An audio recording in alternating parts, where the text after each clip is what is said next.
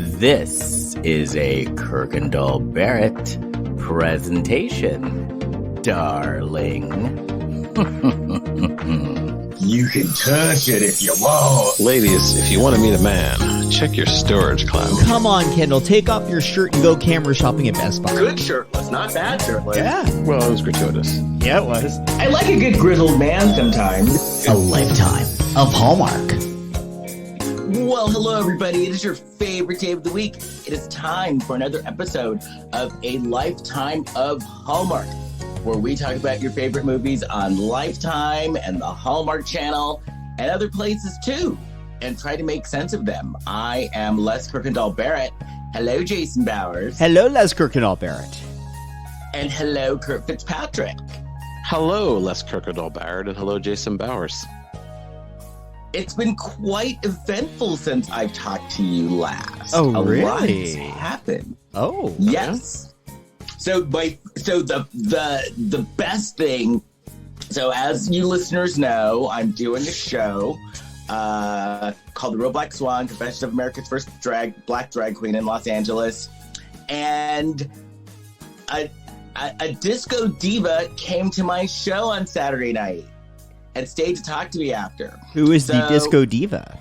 Pepper MaShay. I'm not sure I know who that is. Remember from, Jason, you'll probably know this over Kurt. Kurt, you may know this. But remember back in like the early 2000s, the American Queer as Folk? No. I know of its existence and I watched it. I didn't love it though. Well, you don't know, but there was a song that you Queer as probably Folk. heard. Oh, Queer as Folk. Okay. Yeah. There's a song, though, Jason, that you have probably heard. Kurt probably has not. Remember the song from back in the day? We're going to go down to the pool. Oh, Let's that song. Got it. Yes, Okay. That's Pepper MaShay. Okay. And what did Pepper MaShay think of The Real Black Swan: Confessions of America's First Black Drag Queen? Pepper MaShay not only loved my show, Pepper MaShay stayed after and we talked for like a half an hour, and it ended with a number exchange. Like Pepper performed a song for you and you performed a song for her? Well, that could happen. I just like the number not being like you're trading phone numbers, but you're performing a number. Oh, I see. That kind of number. I hadn't thought that of would be fun. But yeah, so that great. was, and the funny thing is like, you know, I've had a few people in the audience. Lesley Ann Warren came to see the show. Oh wow! Oh, really? And Lesley Ann Warren came on my first night.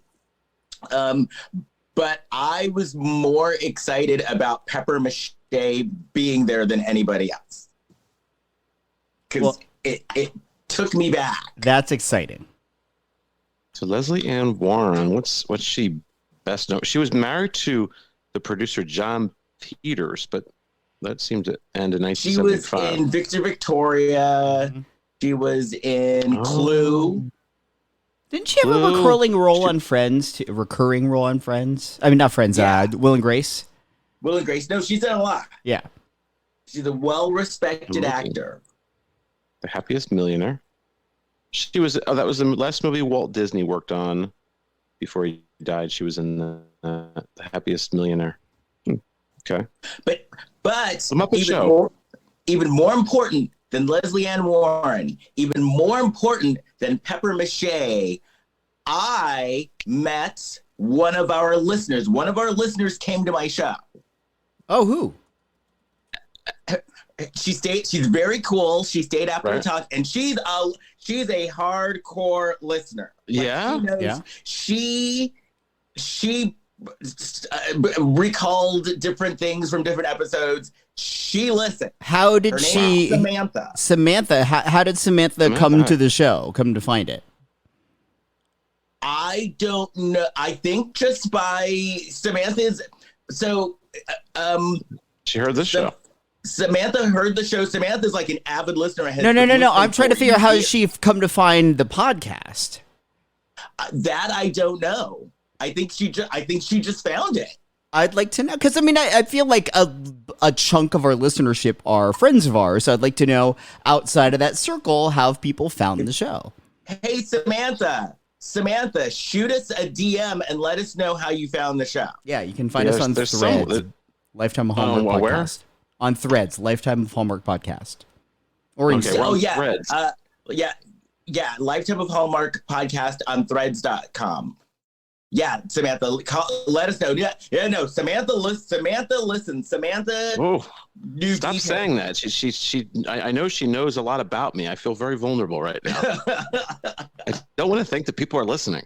I mean, that's kind of the point. I guess that's the point of doing a podcast. Yeah. And she literally came to my show because she heard us talking about it on the podcast. Well, that's Samantha, awesome. come see my show too. All you have to do is fly to Philly. It's a flight. Airfare is pretty low right now, is it? Or maybe it's going up again. I think it's low until like mid-October. Okay, so you got to go now. Mm-hmm. Anyway, and here's the best more part. More details later. Yeah. Here's the best part. Do you know what Samantha's job is? No. She does wardrobe for Lifetime movies. Oh, that's amazing. That's how she was. So she said she does wardrobe for like Lifetime, Hallmark, and Tubi movies. Oh, do you think she has touched one of the black hoodies? Probably. Yes, so I was like, when we start talking about the movies again, you have to come on. Yes, you have to come on. Yes. But yeah, we had a great conversation, and I got feedback. I got feedback. Like, for example, I didn't know our listeners, like, if we miss a week, I didn't think anybody cared. Our listeners get pissed. If we don't have, like, if we skip a week. Yeah, that makes sense. Well, we can't do that. Gets pissed. So we let him down this summer because we were off a lot. Yeah, we were really working. Mad. We were working. It was like for good reason. Yeah. So she wasn't really pissed. She wasn't like No, she pulled a knife on us. She said that she does, like, she gets worried. Actually, is what she said. She's like, if you go a little while without the podcast, she's like, I'm worried that you guys have stopped. No, we're in. No, we're in. Yeah, we're in. You know who else needs to? Busy. Go ahead, Kurt. Yeah. No, we just get busy sometimes. There's stuff going on. So. Yeah. Well, Les has this show going. The only person that needs to see the show now that hasn't is Angela White. Yes. And speaking of Angela White, Kurt, do you have any Angela White, a.k.a. Blac Chyna news? Doing a piece of China. China. I'm talking China. The Blac Chyna Report. Here's Kurt Fitzpatrick. Well, I am the Mary Hart of 2023. This is from You're mega? Entertainment Tonight. I'm Mary Hart. So this is from Entertainment Tonight. The former reality star Blac Chyna marked 1 year of sobriety on Thursday. Yay! That's right. Blac Chyna celebrated the 1 year anniversary of her sobriety with an emotional reunion with her formerly estranged mother, Tokyo Toni. She appeared on Tamron Hall's Monday episode, where the host helped her mark the milestone by presenting her with a purple congratulations cake and a bouquet of flowers. White shared that her journey to sobriety has not been easy, but she felt accomplished that she has managed to maintain her sobriety. Not even a little shot, a little wine, a little this, nothing. Like, no, I'm good. No, I'm straight. I'll take a Red Bull. White told Hall, adding that what assists her sobriety is the idea of being able to support others through more than just financial means. She added, what helped me was bringing myself down to reality and then realizing, like, okay, am I hurting or helping other people around me? And helping not with money or things like that, but I didn't want to continue hurting the people around me or even have my kids grow up seeing me doing this stuff. When Hall surprised the mother of two who shares a 10-year-old son, King Cairo, we know about that. Anyway, she surprised her with her mother's appearance. White became tearfully emotional. She explained that although the pair reconciled earlier in the summer after being estranged, seeing Toni still made her emotional due to the struggles they faced to get to where the relationship stands today. So I'll start. Well, here's what Tokyo Toni said. She said, seeing her sober, no makeup, fillers gone. This is who I birthed, Angela. This is who I birthed, and she has for everyone in the world to know. She has the biggest heart in the world. She's a very big heart. So I thought this was very sweet. Aww. Did we know that she was sober? It was mentioned. I don't remember hearing that she had she was going down a path of sobriety. Like I know that it was mentioned that she had stopped, like she was staying away from it. I know Kurt mentioned that, but I didn't realize that she was like in it. Yeah, you know what I mean? Yeah, I thought it was very, very sweet. Yeah, it was nice to read that. We support Blac Chyna. Yeah. Yes. Yes. Congratulate her on her healthy lifestyle and sobriety. Oh, I've got one more thing to share. Mm-hmm. I'm doing a rewatch of Girls. Remember that show with the Lena HBO show? Dunham? Yeah. And today, guess who was on it playing her grandmother? June Squibb? June Squibb. June Squibb. I was trying to remember her name. June Squibb was on playing her grandmother. Squibb works. June works a lot. Yeah, for sure. I wonder if June is out picketing during the strikes. She probably gets a pass on that. I don't know what kind of health she has, because wasn't she in and now this might have been the character, but wasn't she in a Lifetime movie, holiday movie, where she was in a wheelchair? Yeah, but if you're like 90 years old, if you're in the 80s, well, actually, who's the guy? F. Murray Abraham's out walking the picket line. How old is he? He's like 80 something, I think. He's doing it. Well, if you're in your 90s, it's okay. Yeah. Maybe this isn't my decision, but I think we can all be in agreement in the union that if you're over the age of 90, you don't have to walk the strike. I want Dick Van Dyke out there walking the picket line and avoiding Ottomans at every turn. Dick Van Dyke isn't good. Dick Van Dyke was just on Days of Our Lives like last week. Yep. Dick Van Dyke looks great for a man in his 90s. Well, I think he's 90. I think he's 99. Days of Our Lives. We talked about that on the show. Soap operas are under a different contract, first of all. But secondly, Days of Our Lives shoot 6 months in advance. Yeah. So this was done 6 months. Yeah, we talked about that on the show, that he was doing that. That sounds But Dick Van Dyke looks fantastic for a man in his 90s. Well, he really does. He could walk around. You sound enamored, Les. Pardon? You sound enamored with the current day Dick Van Dyke. You know what impressed me about Dick Van Dyke? Dick Van Dyke has a good head of hair. Still, let me say, Les is Dick Van Dykematized. Ooh. Yes, he is. Woo! How do you like that, Samantha? That's why you tuned in, right? Dick Van Dykematized. You're not going to hear that over at whatever else other podcast exists. Nope.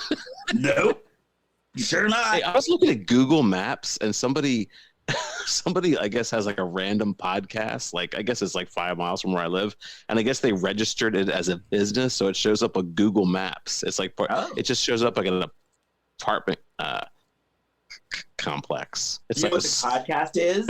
I forget what it was. It was like the Wacky Hole podcast or something. The Wacky Hole. It wasn't Wacky Hole, but it was something that I couldn't really figure out what the subject matter was. Did it have hole in the name? It might have been completely different than what you're thinking. It didn't. No. So how are we? I got hole in the mind. Okay, what? So how are we going to talk about our? So what we did this week is we picked videos. Yeah, we each picked a music video and brought it to the table. I'm open. Maybe we just do them in chronological order, like the years they were released.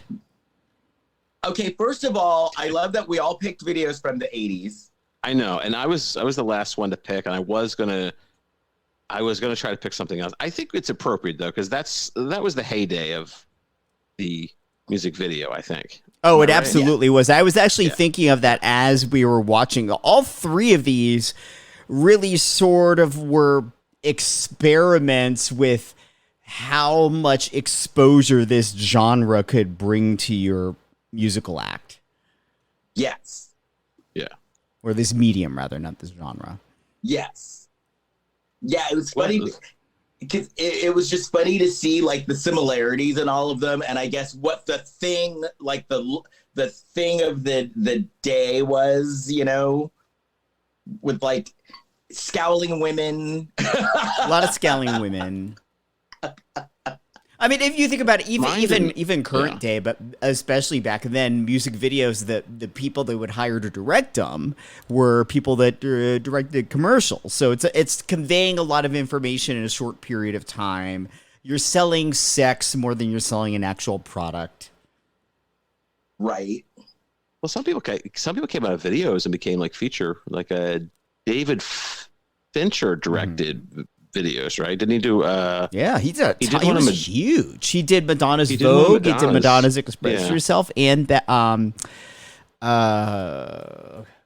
one with Christopher Walken in it. I can't think of the title of the song. And then he also did a bunch of Paula Abdul videos, like Straight Up and Opposites. Not Opposites Attract. Oh, wow. I know that like Forever Diane Girl. Keaton directed a Belinda Carlisle video. Yeah, well, the Daniels, who just won the Oscar, they directed you know the song "Turned Down for What." They directed that video back in the day. Oh wow! And if I mean, their movies are very chaotic, much like a music video is going to be. Mary Lambert directed Like a Prayer, and then she went on to do Pet Cemetery, the movie. Right, which is kind of the same thing. So who do you want to start with? Do you want to start with the most popular band, which I guess is you, Jason? Because you just picked Journey. Yeah. And this is actually the first one released of these three, too. So, again, if you didn't listen to the previous episode, we watched this long promotional video for Don Johnson's song Heartbeat, which basically just did videos for all of the other songs on the album. I'm still annoyed. And we sort of enjoyed that each was like a short piece of content that we could breeze through, and it's already nuts and enjoyable to watch. So I chose Journey, Separate Ways, Worlds Apart, because the video is kind of dumb. It's just Journey hanging out on a wharf. They're just it's very cheap. Their keyboards come in and out of frame, but I guess what happened was back in the day, Journey was resisting doing like pre-planned music videos versus just like footage of them performing from a concert. They resisted, and they finally agreed to do it for this song back in 1983. Well, yeah, it looks like it was obviously filmed in like an afternoon, I guess, or maybe there was a lunch break involved. There were a lot of setups, though. What's that? There are a lot of setups, though, like a lot of different camera shots and angles and things. They're moving that keyboard all around. It's in frame. It's out of frame. It's on a forklift. It's on a wall at one point.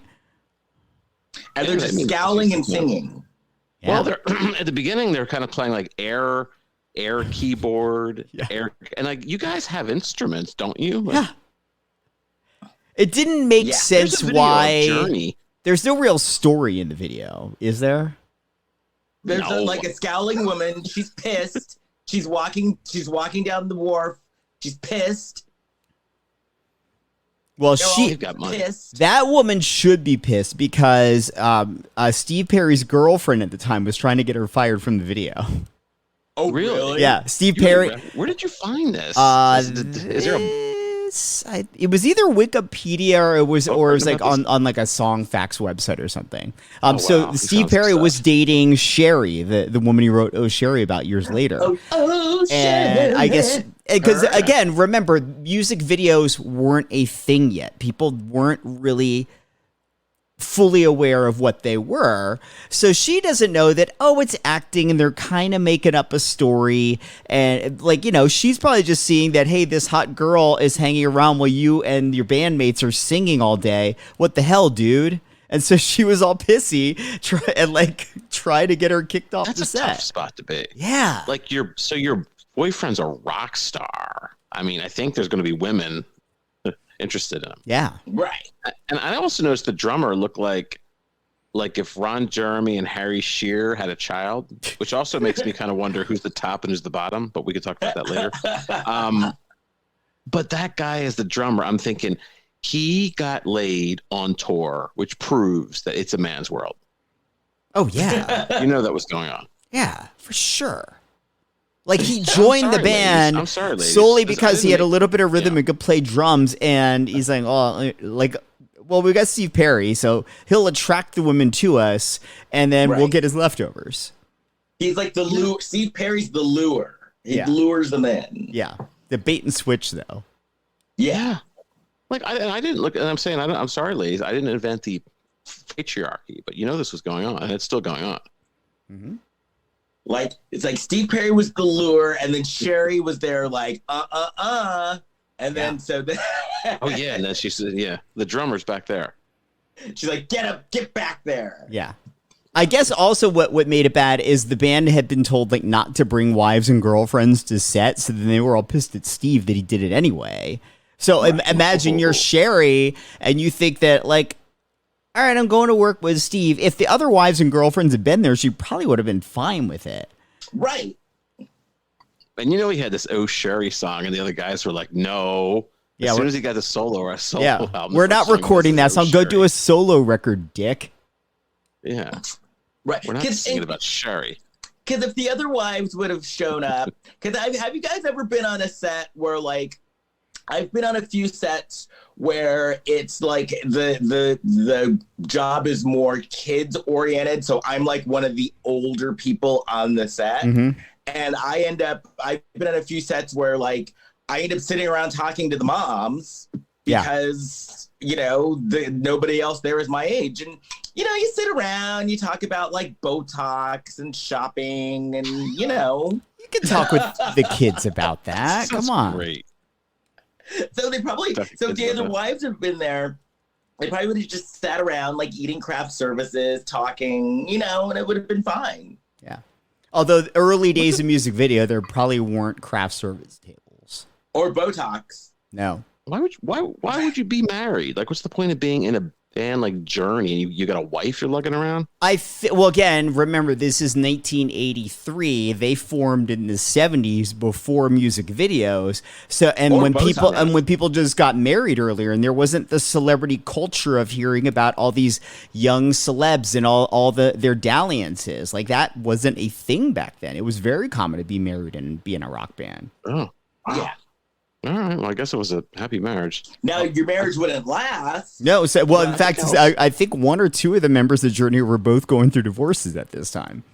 I think Alice Cooper was married for a long time. Rock marriages, like I think John Bon Jovi's marriage has lasted for decades, but it's very rare. Yeah. Very rare. Well, that's good. But I was saying, I think Alice Cooper was married for a long time. I think he's had like the same wife. Mm-hmm. And very few. Like David Bowie and Iman were married for like 20 years, which was like 100 years in rock years. And very few people. Very few people stay married. I like the Journey song though. It's pretty rocking. If I'm changing the radio stations, driving, I would definitely stop if I hear that song. And I kept on thinking though, watching this, the thing that I just kept on thinking is, wow, who knew that Steven Tyler was going to be replaced by a man from the Philippines who sounds exactly like him? Oh, you mean Steve Perry? Journey's still going. Steve Perry. Steve Perry. I interviewed. Did I say Steve Tyler? Yeah. Oh, sorry, Steve Perry. Yeah, Steve Perry. I interviewed Rob Thomas once from Matchbox 20, and I made some sort of crack about the Filipino guy from Journey. And Rob told this great story of how he was backstage at a Journey show, like really excited, and thought that he was seeing Journey with like Steve Perry. Because I guess after the the Filipino guy, there was another guy, or maybe before, that looked a lot like Steve Perry, and his name was pretty similar. It was like Steve O'Gerry or something like that. And he had no idea that it wasn't Steve Perry until like after the show when he met him. Could you imagine, though, how heartbreaking is that? You're with this band for years, and they replace you with a lookalike. Well, but he left voluntarily. Like who obviously the guy must have sounded close enough to Steve Perry. No, not the guy from the Philippines, but it sounds like the interim one in between the guy from the Philippines and. Yeah, I mean, if you're going to join an already existing band with a very well-known, already existing sound, you kind of need to fit in. It's like before there was AI, there was this. Right. Oh, see, yeah, now I guess they could just do like a 3D, and have like a hologram. Because, hey, Whitney Houston's still performing because of the holograms. Mm-hmm. I'm not going to go see that. My husband wants to go to this. We're going to the UK for Christmas, and he wants to go to this ABBA. There's like an ABBA concert with holograms of ABBA. Which is dumb because they're all alive and back together now.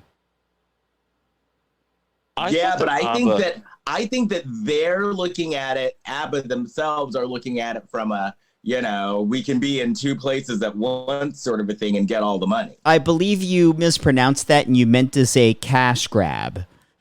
Oh, cash grab. Yes, cash grab. I did mispronounce that, Jason. I did. I totally did. See it. I'm tired of ABBA. Like I discovered them like, wow. I'm just tired of it. Dancing Queen. Like I'm just tired of hearing it. I know a few people. One of them lives in the house that I live in, and one of them, Jason and I know, who would probably kick your ass. Yeah, the one that Les and I know, whenever you are with him and he's controlling the music, you can always tell it's time for the party to wrap it up because he starts drunkenly singing ABBA. I just get tired of it. As a matter of fact, how I met my husband, that friend was playing ABBA at his party when I met my husband. But he's playing it all the time. I saw Muriel's wedding, and I heard all the ABBA music. I really like Muriel's wedding. I was like, oh, this is great. So I bought ABBA Gold, the CD, and I was really into this ABBA. But I'm just saying, well, maybe I have to get back into it. I was spent. But I do hate the movie Mamma Mia. I will side with you there, Kurt. Mamma Mia is straight up trash. I hate it. Yeah, I agree. Mamma Mia 2 made me violent. Why? Wait, why after seeing how horrible Mamma Mia 1 was, would you see Mamma Mia 2? So first of all, I didn't see Mamma Mia 1 until after the horrible Mamma Mia 2. And the reason why I went to Mamma Mia 2, the sole reason I went was because Cher was in it. And I went to see Cher. Wow, that Cher's got some pull. And I sat there and I sat there and I was like, where is Cher? Where is Cher? Where is Cher? Oh, hey, Cher. The movie ended. Mm-hmm. The first one, it would have been watchable for me if they hadn't made Pierce Brosnan sing. And I'm not saying that as a joke. It was so bad. Oh, he looked miserable. Yeah. Singing. You should. Well, I'm not going to watch that. Yeah, I never even came close. I never even came close to watching it in any of these movies. Don't. I'm also not going to I never thought that you and I would be on the same side, but don't. I'm also not going to see My Big Fat Greek Wedding 3. Same. I'm not either. Yeah, if it was free, if somebody forced me to see it, like let's say it was kidnapped in a basement, and they said, "Should we turn the TV on? Do you want the TV on or off?" It's my Big Fat Greek Wedding 3 is on. I would say on. I would watch it. And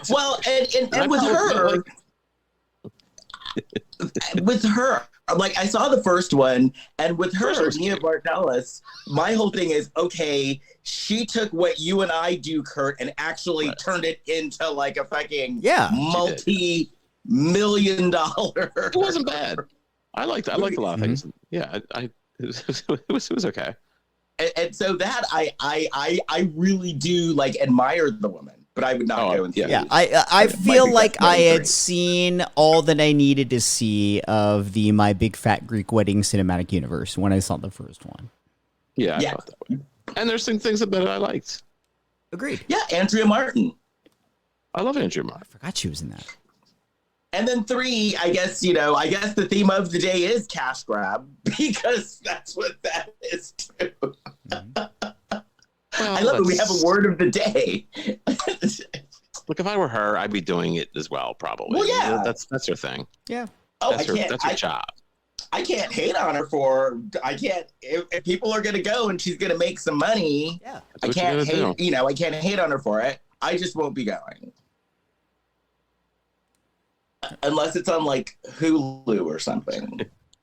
I did extra work on New Year's Eve, that Carrie Marshall movie, so I don't really think I could judge anybody. Oof. Whose scene were you in?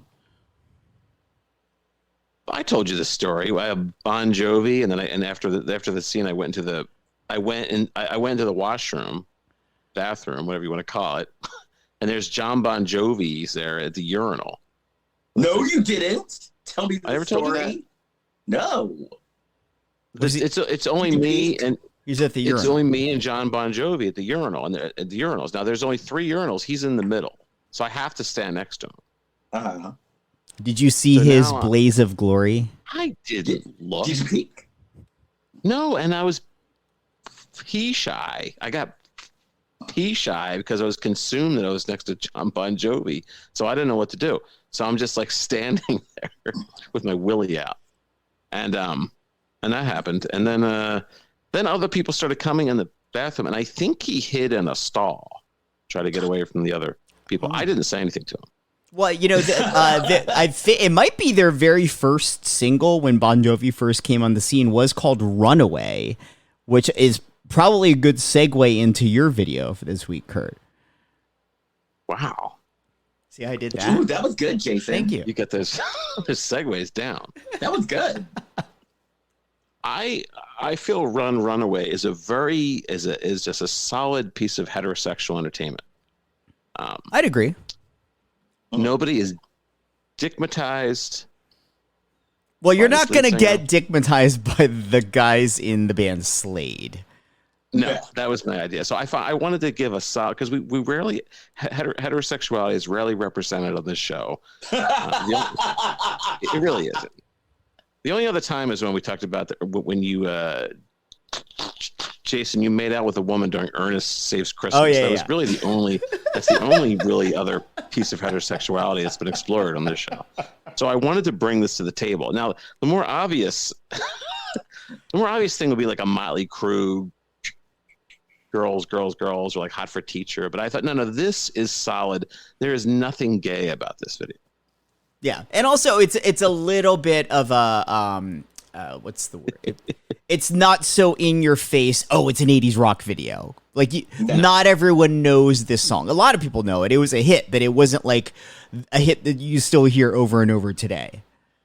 Well, I know this song because this song is rocking. I don't know who the drummer is on this song, but man, things might get a little gay around here.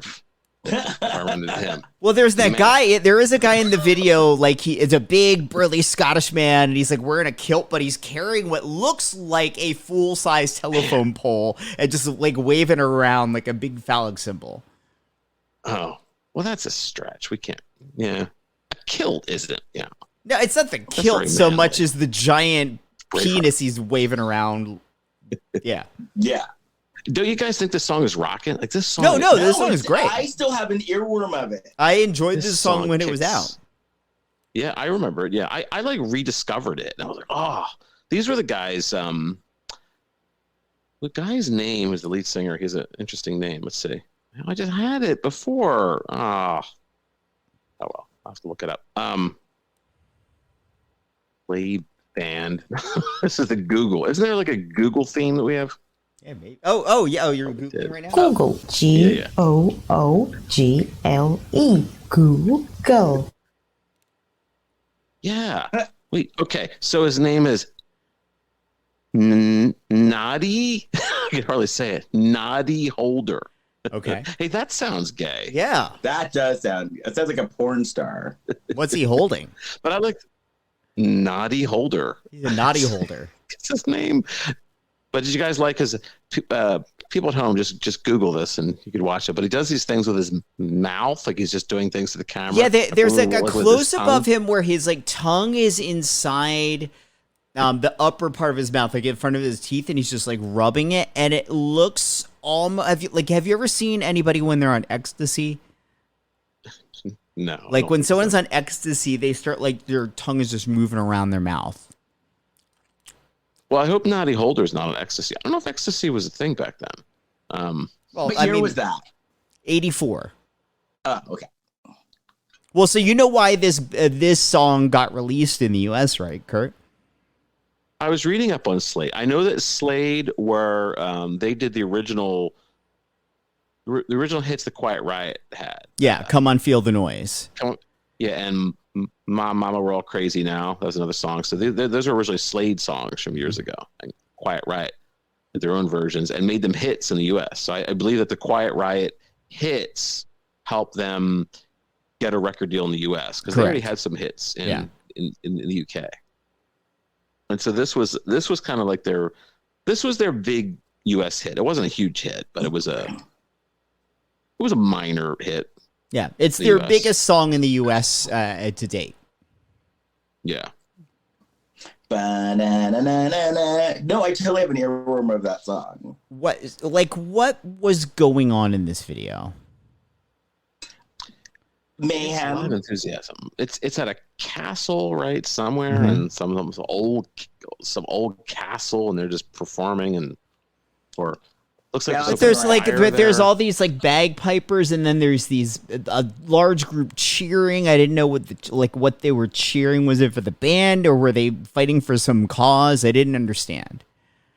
Yeah. They're there 'cause They of look the very songs. happy though. I'm happy. They look like You're they were hearing that enjoying song. themselves. Yeah. The lead what's his name? Holding penises. What's his name? Dobby Holder. Wait, no, not Dobby. That's the character from Harry Potter. Noddy Holder. Noddy Holder. You're Noddy Holder. So again, early days of music video, and this is a band that had already been established abroad. They were established before the music video era, clearly because they were not, as you might say, photogenic. They weren't. No, they were not. They weren't camera ready. No. No, And- they were Could not. these And- guys be rock stars today? 1000% no. I think with this kind of music, The music's good. They could write or produce, but they're so unphotogenic. And then you add in HD cameras into the mix, 4K. Ooh, no, that oh would no, not. you don't Yeah. get closer. Yeah. But this kind of music isn't being played on like. Well, yeah, I mean, This is the music that's being played on like mainstream radio right now. So they could be a rock act. If they were like a mystery band, like, and you didn't show them. Oh, jeez. I mean, at the end of the day, a good and well-produced song is a good and Gorillas. well-produced song. It sort of transcends time and genre and space. If they were like a cartoon. Hard rock bands like metal bands, that's not really the mainstream now, but they do exist, and they must have audiences somewhere. Yeah, for So sure. they're not going to have the pop star kind of. Very little rock music gets played at pop radio these days. Very little. No. I was listening to Pierre Robert. But that being said, I bet they had groupies too. Wow. Well, yeah. I mean, when Noddy Holder is rolling on E, and he's like Nobby. shoving his tongue in his mouth, I'm like, I don't think. and then that you got that dude just swinging his Telephone pull Noddy. around. We're gonna get sued. For doing what? Noddy Holder. For doing Because what? he said he's on ecstasy. He said it looks like he's on ecstasy. Didn't actually say he's doing ecstasy. Right. If I wake up, because I'm probably not going to remember what we're talking about. I wake up tomorrow, I'm going to see there's a cease and desist email from Noddy Holder. Like, I don't even know what this is. But that would be the best thing that could have ever happened to us. Yeah, seriously. The band Slade in the year 2023 is like, stop talking about us. Because then you go to the press. You I go to love the press and say Noddy you got to Holder. cease and desist. Yeah. One thing I will actually give this video for is, again, because they think they knew the band was going to have success with the song because of the Quiet Riot songs already being big, but it looks like they actually spent money on this video. Mm-hmm. It looks like it had a budget. It had really good production design. It was filmed really nicely. It looked great. I was entertained. Yeah. I was thoroughly entertained by it. Yeah. Slade. Slade. I have a friend named Slade. Slade. Yeah, mm-hmm. Slade's had quite a career. Are they still around? There's well, I'm looking at Wikipedia. There's it goes early years, glam rock success and peak, decline in popularity, stateside, wilderness years. Then there's a comeback. Wilderness years. American breakthrough. Then there's a second decline in popularity. There's a brief comeback and breakup. Then there's aftermath and recent years, which we go to the present. Wait, I'm fascinated with the wilderness years. Did they go on like a journey, like a trek? These are the categories in their Wikipedia page, which is very long. Let me see, where am I? Let me get to wilderness years. So it was from 1977 to 1980. Oh, well, what happened was their American venture was seen as a failure, but they felt improved and rejuvenated. And they just, I guess different things happened. Yes, they had a record deal in the U.S. in the 70s, and it didn't really bear any fruit. And then the Quiet Riot songs happened, and then they got signed in the U.S. again. No. Yeah, they've got a whole history. Yeah. That would make it good, like behind the music. Mm-hmm. Oh yeah, you could make a movie about these guys. I used to love behind the music. I could play, or any of those like rock star or those rock and roll band movies that VH1 used to do. Way back when VH1 was first putting together behind the music, they reached out to me and had me audition to be the voiceover for it. Oh, cool. Didn't get it, obviously, but. But remember, I used to watch that religiously. And then, remember when VH1 would make movies? And they would make the movies like they made a Def Leppard movie? Yeah. Oh. I love pop-up video. Pop-up video. They should bring that back. I loved it because it was all these, great, like, behind-the-scenes facts. But then they'd also just throw in, like, really, really random funny stuff. Yeah. My favorite one, I remember the one where, because it would go, like, the noise would go bloop, right? Yep. And it was and it was about Madonna, and it was like, and Madonna slept with, and it went bloop, bloop, bloop, bloop, bloop, bloop, bloop, yes. Bubbles popped out. Wow, the bubbles are slut-shaming Madonna. That's not right. Actually, she started all those directors. How is Madonna? Do we know? Is she back up and running? She announced her rescheduled date, so I guess she's doing like in rehearsals and whatnot. Yeah. All I know is I know a bunch of people in my friend zone that are pissed. What are they pissed about now?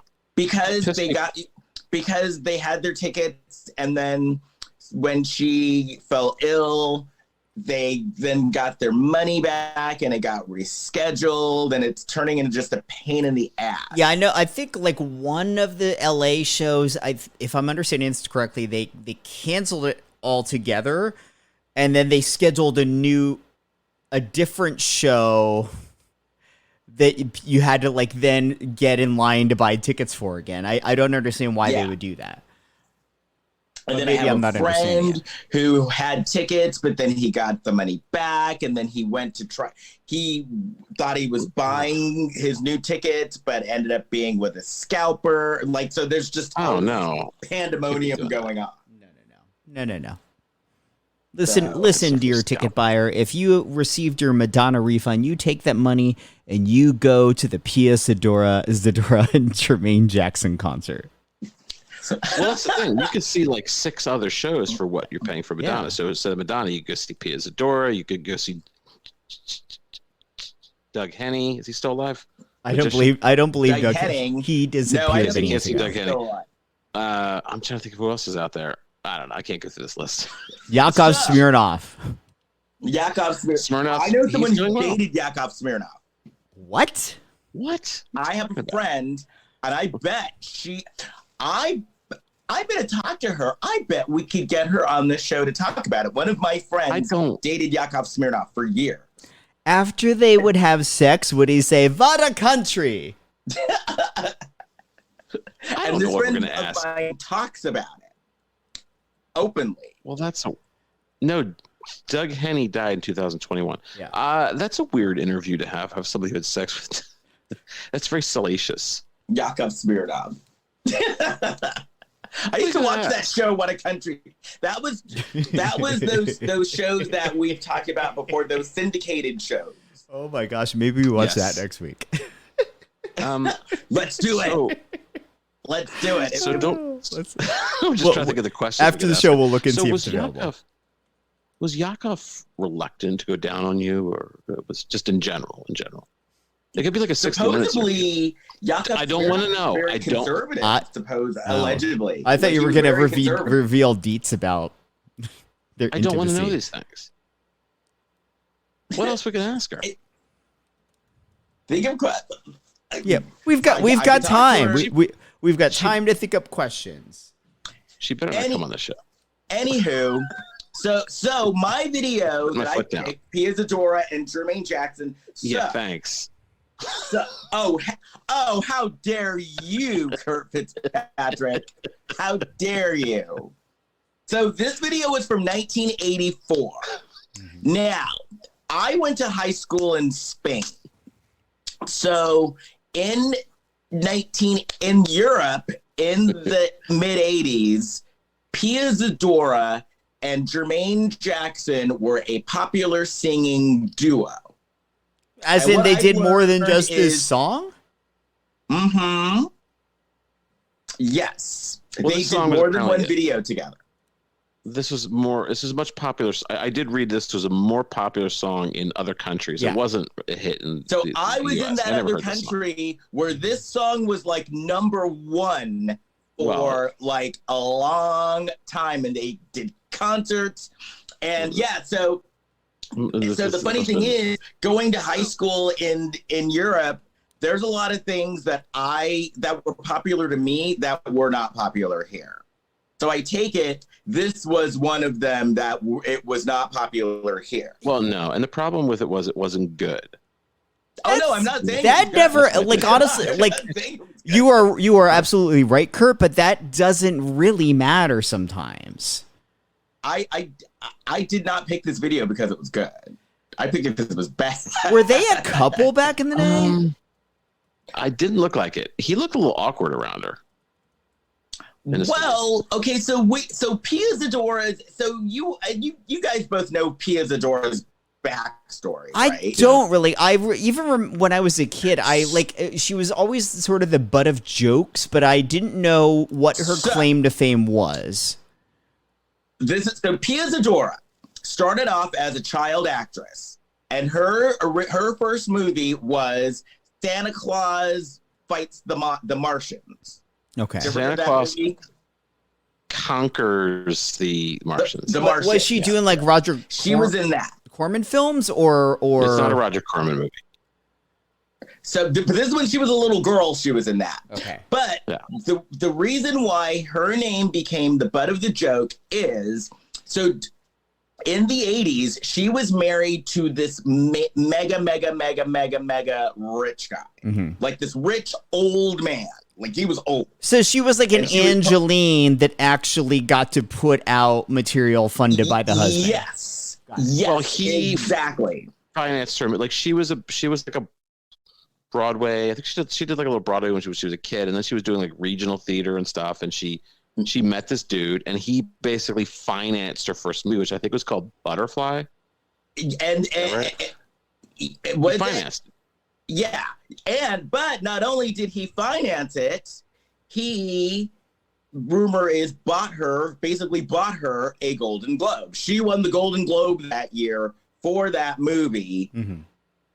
And the rumor has it that her husband greased some palms, and that's how she got the Golden Globe.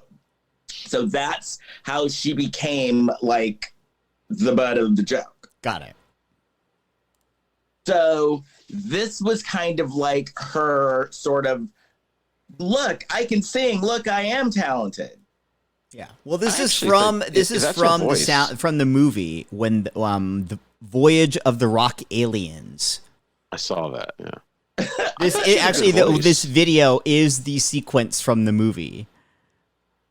Well, sort of. I read about this. Okay. The Voyage of the Rock Aliens, and so they basically just kind of added the video has nothing to do with the movie, but they just put it in the movie. Mm-hmm. They just kind of. So you're saying that the movie otherwise had a super coherent and understandable plot? I wouldn't mind watching this movie. I think it sounds. What's the movie of this video? Yeah. Voyage of the Rock Aliens. It's with Craig were Sheffer. they dressed like nuns? Because the thing I noticed that all the men were dressed like nuns, kind of. I don't understand what was going on in the video per se, but this movie is a whole different story. I didn't think they were dressed as nuns. They looked like they were. I think it was like they're like in the Middle East, and they've got like a headpiece on to like protect from the sun. That's how I took it. But then because I thought it was the future. I thought it was like dystopian, futuristic looking. And then there was a Vespa chase. Like they were running on their Vespas, and then the guys are chasing them on their Vespas. Mm-hmm. Like not motorcycles, but Vespas. Yeah. And Jermaine, I felt bad for Jermaine Jackson a little bit because at the end, not like what happens to him over the course of the video, but just sort of him at this point in his career.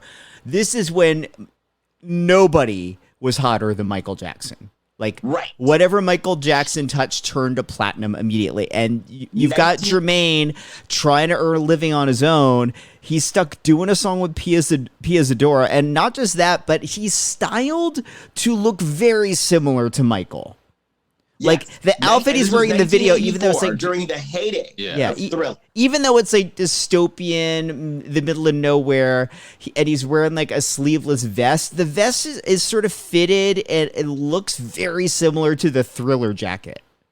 Yes, or the Beat It jacket. Had Thriller hair. Yeah, Thriller hair. Even that there's like a dance number around all the motorcycles and stuff that looked a little bit reminiscent of the way Thriller was filmed. With all the smoke coming out of the ground. I thought it was like a West Side Story fight. Just a little bit of that, but I'm sure they were trying to invoke the feeling of Michael Jackson in the audience, too. Right. Yeah, it's unfortunate. He had some hit songs on his own, but... Mm-hmm. So there was another Jermaine Jackson video that I almost picked. Mm-hmm. And the storyline was Jermaine Jackson, it was a prison. And that's Dynamite. I love that song.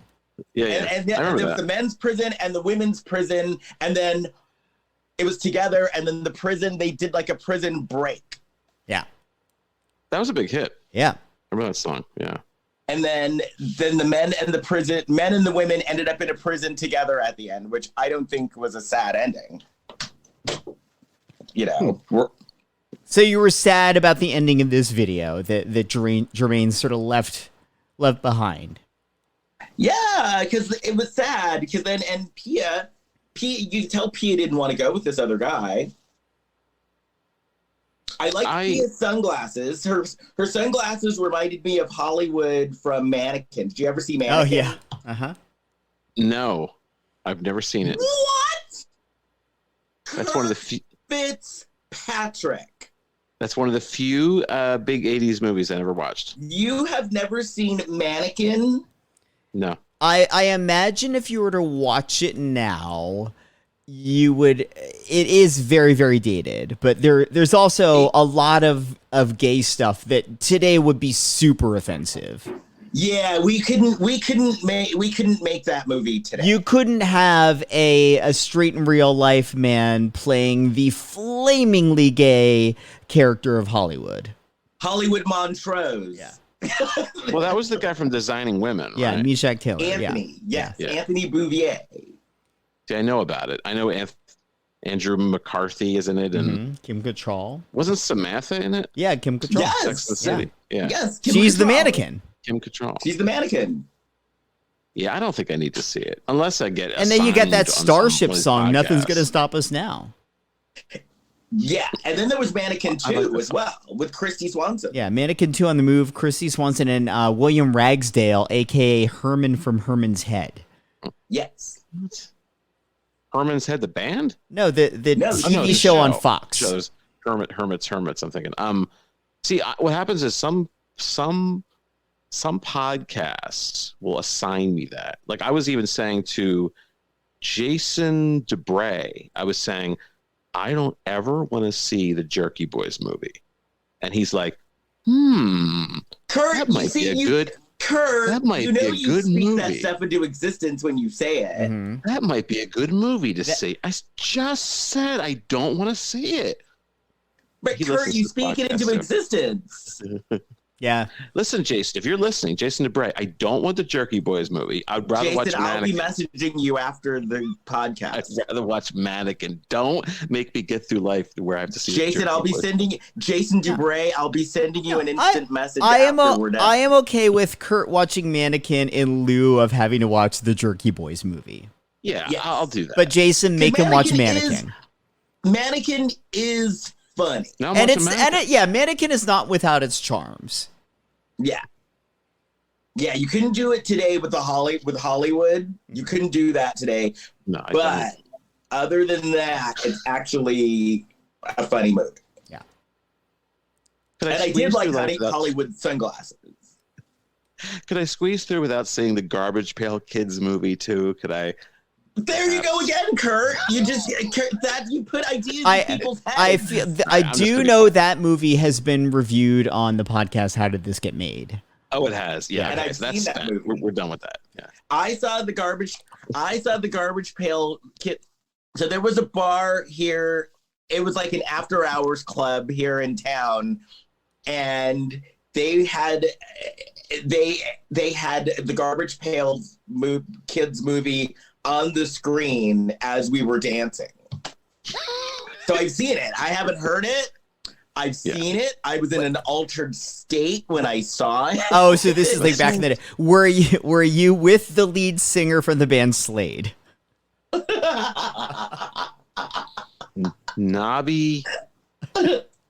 Nobby Feeler, was that his name? Or Nobby Holder? Nobby Finger Me? What? Nobby Holder. I may have been. Nobby Holder's the real deal. Right? That's right. Wait. Anywho, anything else? Jason, the co-host, was doing some. I was doing the Nobby face. Holder Yeah, I was stuff. doing the Nobby Holder face from Slade. That Now, keep in mind, this is a podcast. I was You're doing it just for quietly your doing that. benefit. What's that? Doing it for your benefit. Oh, okay. No, okay. Then, yeah, it's something special for me. I appreciate it. But yeah, so we actually have some show ideas now of things to watch. Mm-hmm. In the meantime, though, before I do at some point over the next weekend, I'm not making you guys do this, but the Jermaine and Pia song, it was remade last year by Psy, the K-pop star. You know, the one that does Gangnam Style. He did a remake of it last year. I did not know that. Yeah. Well, there's another thing. Jermaine Jackson has a child named Your Majesty. I know. Yes. We've not only do I know that when I post the podcast every week, based on things that I have tagged the podcast with in the past, it has the previous podcast post tags list. Your Majesty Jackson is one of the tags. We've talked about it before.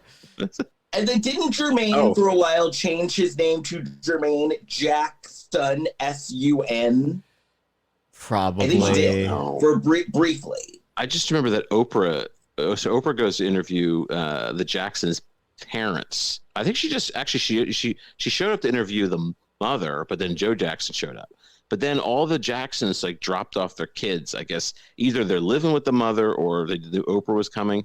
So Oprah was saying like, now who are you? Who do you belong to? Who? And one of them was Her Majesty. One of them was like Renee. Was there Renee Jackson? Who was the one that had Rebe? Like, singer of Centipede. Who do you? Yeah, Centipede. Who do you belong to? I'm Rebe's. Oh, okay. When the centipede is hot. That song is the bomb. Michael Jackson wrote that. I do like Centipede. I do like that song. Yeah. Give me that and Runaway. When the centipede is hot. That's great. Yes. Oh, and then Rebe went on The View, I think it was, and they all started doing like Centipede, and she's like, I've had other songs. No, you haven't. Oh, excuse me. Wow. That was the popular one, though. Mm-hmm. And they were all out around, I think, wasn't Centipede like 1983? Like all of these songs were all out. That's what I'm saying. It was Michael Jackson was so white hot that anything associated with it. And that's why Rockwell, Somebody's Watching Me was out around that time, and he sang the hook on it, so it got played a lot. Then Motown unearthed Jermaine was on that too.